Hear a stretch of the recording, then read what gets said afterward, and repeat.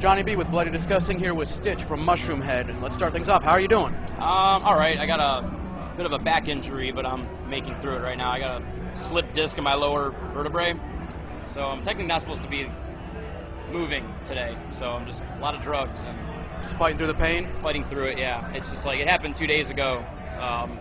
Perfect timing, right? Right before the biggest show of the year, I freaking got a messed up back, but I'm getting through it. Other than that, I'm fine. All right, so you got you're playing here today, Rockin' the Range. You got another show confirmed in June. Any other tour plans that are being worked on for the rest of the year? There's a lot of shows that we're gonna be announcing tomorrow in the area because of the radius clause with today's show. We weren't allowed to play anywhere in the area 60 days prior or after. It's just the rules when you play big festivals. So there's already shows booked. We're just not gonna announce them until tomorrow.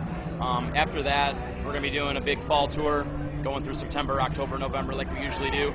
New album will probably be out first, second week of September, and we'll be touring in support of that. Because the album's done, we sent it off for mastering, and we should know a street date soon, but once the label tells us what that's going to be, then we're going to announce that. But definitely a fall tour like always. We always do the Halloween runs because it's good for us. It's the best time for us to tour, so. Now, what the album, it was Slaughterhouse Road, was supposed to come out sort of last year. That's when it was sort of announced, but there was some delays. Can you talk about that at all? Yeah, I mean, a lot of it's just the personal stuff that fans and people don't understand that bands got to go through when there's major labels involved and there's politics and stuff like that. It's just basically like we were waiting to get the money to finish the record, and there was some delays with, things like that on both ends. And then we were getting ready to finish it, and then we got that head-to-head tour last year with Head PE, and then we finished that, and then we had to do all this other crap in the winter. So it's like things kept coming up that would put a 4-month roadblock in front of finishing the record. So basically took the rest of the winter off a lot, just did weekend shows to pay the bills, but just slammed through it and got it all finished. So. Can you describe the sound of the new album? I mean, what can fans expect from it? Typical Mushroomhead. I mean, it's, it's not straying from a sound, and it's not, I don't know how to really say. I mean, it's typical Mushroomhead, like where Save Your Sorrow kind of left off. There's a lot of old school elements in there that, a lot of fans were asking, some things to come back as far as more keyboard-driven songs and more kooky, weird things. But, there's the mellow songs, there's the heavy rock songs, there's the brutal metal songs, and then there's little artsy, nerdy pieces everywhere. But it's, around about 13-track, Mushroomhead record, so. And what else is in the future for Mushroomhead? What's coming up? I don't know, honestly. This is, honestly the biggest thing we've gotten this year is this show. It just seems like we're kind of treated like the redheaded stepchild of the industry. It's like we draw a lot of people. We've consistently done well over the past 10 years touring, and we've never gotten any bigger or smaller than where we're at. We're still at that, packing small club status, and I feel that we're worth way more than we get credit for, we get on these big festivals and stuff like that, but it's like, why aren't we on the big tours? Like, why don't we ever get picked up for the whole Mayhem tour or the whole, whatever tour is that summer? But because we haven't really done anything big and cool like that since Ozfest, and that was 6 years ago. But so just releasing the record, do a music video, and then just set up touring, just keep doing what we do, sticking in the underground, because no one ever wants to give us any love, so we just got to keep raw dogging it ourselves. Now, how big is horror as an influence to the band or even to yourself? For me, it kind of comes into play with everything I do, from the character I portray on stage to photos and just costuming and masks in general. I mean, we all kind of grew up digging horror movies and being in a lot of things. I grew up working at haunted houses and doing special effects, makeup, and learning stuff like that. So when I joined Mushroomhead, it was kind of second nature to already know that kind of stuff. I love it. I wouldn't want it any other way. I think more bands should be more theatrical because it gives the crowd something to look at.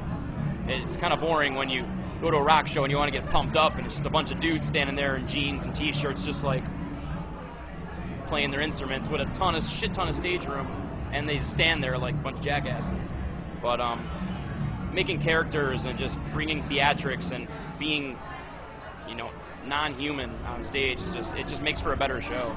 So yeah, pulling from the horror aspects and pulling from a lot of the stuff I grew up with, like 9 Inch Nails and Marilyn Manson, KMFDM, Skinny Puppy, those are where I pull a lot of what I do on stage in, because that's my generation of stuff I grew up on. So what are some of your favorite horror movies? Well, I would originally have said Nightmare on Elm Street, but the remake is such a big piece of shit that it's embarrassing to say, like, oh yeah, Freddy Krueger, because now every kid out there is like, oh, Freddy Krueger is the new Elm Street. Because I ran into kids that are like, I've never seen the original. It's like, I beat the shit out of you. It's like, because have you seen the remake? I have, yeah. What'd you think? I was very kind of middle of the ground because I thought it had a lot of great potential, but Yeah. they definitely dropped the ball on basically everything. The makeup looked like shit, and I could swear, right? Oh, sure. All right, I figured it was like an internet thing or something. So, and he looked like a cat. Like, I kept comparing the makeup to the movie Sleepwalkers that Stephen King did a long time ago. When they would change, they had like cat features. That's what Freddy Krueger looks like in that stupid movie. I hate Michael Bay, and I wish he would die. But he ruined Freddy Krueger. He ruined Jason Voorhees. But my all-time favorite horror movie that hasn't been ruined yet, which eventually probably will, would be The Shining. Because that movie was scary when I was young. 20 years later, it's still a scary movie. It's still greatly written, awesome character development, perfect storyline, gets in your head. That's actually one of my favorites as well. Those are great movies that can get in your head and like are believable. You know, now all this CGI blood spray and CGI everything and CGI makeup, it's getting annoying and just takes away a lot of the character. A lot of those early movies from the 70s and the 80s had like a lot more honesty. Now it's just about big special effects and lying to people with trailers that look good, and then they go see the movie and like, it sucks. But the new Predators movie that's coming out looks good. That does look really awesome. Rodriguez has something to do with it, and he's never disappointed me. So hopefully it'll be good. But Shining's a great one. As far as next in line, I mean, it'd have to be the original Halloween movies. So, but yeah, I don't know. Roundabout 90% of my collection is horror, and my apartment's like a museum, just loaded with like memorabilia and props that I've gotten from people, from like actual screen-worn shit. So that's my hobby. Anything else you want to tell the viewers of Bloody Disgusting? No, just check out the album. You can see us. You can find us on MySpace, if people still do that these days, at MySpace/Mushroomhead, mushroomhead.com, and just see what's going on. And I don't know, we're just still doing our thing. St1tch, thank you very much. You take care. All right, thanks, man.